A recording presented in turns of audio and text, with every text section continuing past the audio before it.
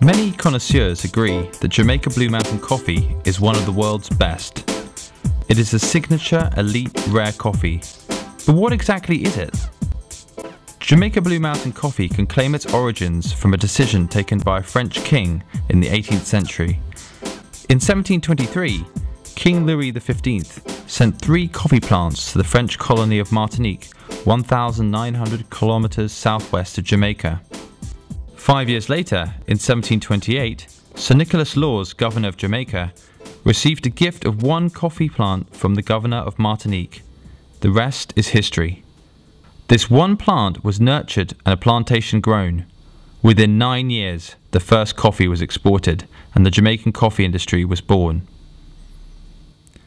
Jamaica Blue Mountain Coffee is a globally protected certification mark for coffee that comes from the Blue Mountain area of Jamaica. Arabica coffee loves the nitrogen and phosphorus-rich soil of Jamaica, and nowhere else better than the steep elevations of the Blue Mountains. Located north of Kingston on the eastern side of the island, the Blue Mountains rise to altitudes of 2,350 meters. The coffee being cultivated is mostly Arabica typica. The coffee thrives in the fertile volcanic soil with its regular rainfall, and most importantly, under the island's misty cloud cover to shade it from the burning sun. All these factors combine to yield a coffee of exceptional sweetness and aroma, rich flavour, and full body with mild acidity. No wonder then that James Bond called it the most delicious in the world in Ian Fleming's novel Live and Let Die. The result is what many regard as the best coffee in the world, and the champagne of coffees. The area where Jamaica Blue Mountain coffee plants are cultivated is strictly controlled, with exportable annual production at between 1,000 and 1,350 metric tons, tiny by world standards and equivalent to just 0.1% of Colombian production, or, put another way, equivalent to 3 hours of Colombian coffee production. Indeed, to be called Jamaica Blue Mountain Coffee, it must be grown at altitudes of up to 1,800 meters in the parishes of Portland, St. Andrew, St. Mary and St. Thomas. Comprising an area of some 6,000 hectares, coffee farming in the Blue Mountains is characterized by mostly small holdings of up to 4 hectares, but there are larger estates of up to 70 hectares in size. There are around 25,000 smallholders and estates in total. Highlighting its scarcity and exclusivity is the fact that Jamaica Blue Mountain is the only coffee in the world to be packed in iconic wooden barrels instead of Hessian sacks.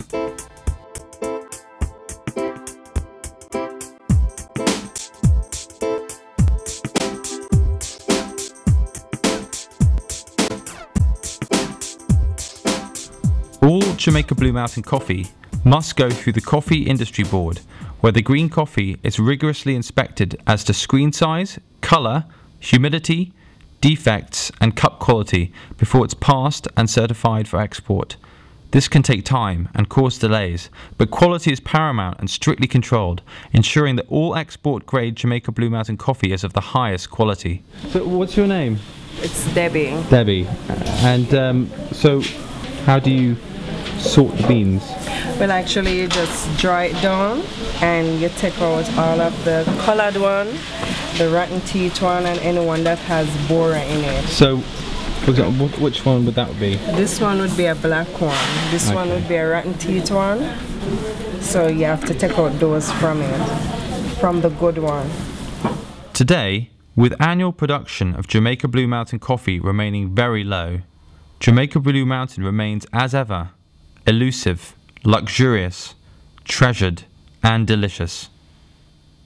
Jamaica Blue Mountain Coffee is imported into Europe from the main processor producers, namely Clydesdale, Mavis Bank, Wallingford Coffee Company and Gold Cup, as well as the 2 principal estates with export licenses, Clifton Mount Estate and RSW Estates. Mavis Bank is an old and revered name in Jamaican coffee. Mavis Bank maintains their pulpery and dry mill jointly in St. Andrews in the Blue Mountains. The Wallingford Coffee Company is also a long-established player. Wallingford have their pulperies in the Blue Mountains and their dry mill close to Kingston, which is the largest facility of its kind in Jamaica. Clydesdale is a more recently established producer which has swiftly, together with Mavis Bank, become the largest exporters of Jamaica Blue Mountain. Pulping takes place in the mountains at their Clifton Mount facility. The processing is undertaken at the Blue Mountain Coffee Processors facility in Kingston. Gold Cup is the brand name for the coffees from Mount Lebanon Estate and Abbey Green Estate owned by Dr. Charles Lynn. The farms are located in the region of St. Thomas Parish. Founded in the mid-18th century, Clifton Mount Estate is situated in St. Andrew in the most spectacularly beautiful location in the Blue Mountains on the eastern slope of St. Catherine's Peak. RSW Estates actually comprise 3 estates. Resource Estate is located at an altitude of 1,200 metres above the Yalas River. Sherwood Forest Estate, with an area of over 400 hectares, is one of the largest intact original Blue Mountain coffee plantations. Whitfield Hall Estate is in the heart of the Blue Mountains, just below the Blue Mountain Peak, the highest mountain in the Blue Mountains. The processors operate a pricing regime combined with a pre-funding and balancing payment mechanism which categorically favours the smallholder farmer. The Coffee Industry Board also operates an insurance scheme to assist farmers in time of hurricanes and other catastrophes. Extension and technical services are also offered to the farmers both by the Coffee Industry Board and by the processor exporters. In the case of the larger farms, which sell to the processors, the workers are paid and employed under conditions regulated by strict Jamaican labour legislation. In this regard, wage and benefit levels are significantly higher compared with South American coffee industry norms. The workers come from neighbouring communities, and in most cases, accommodation, education and medical facilities are nearby and have reasonable and accessible infrastructure. In environmental terms, the coffee is grown under naturally shaded and fauna-friendly conditions.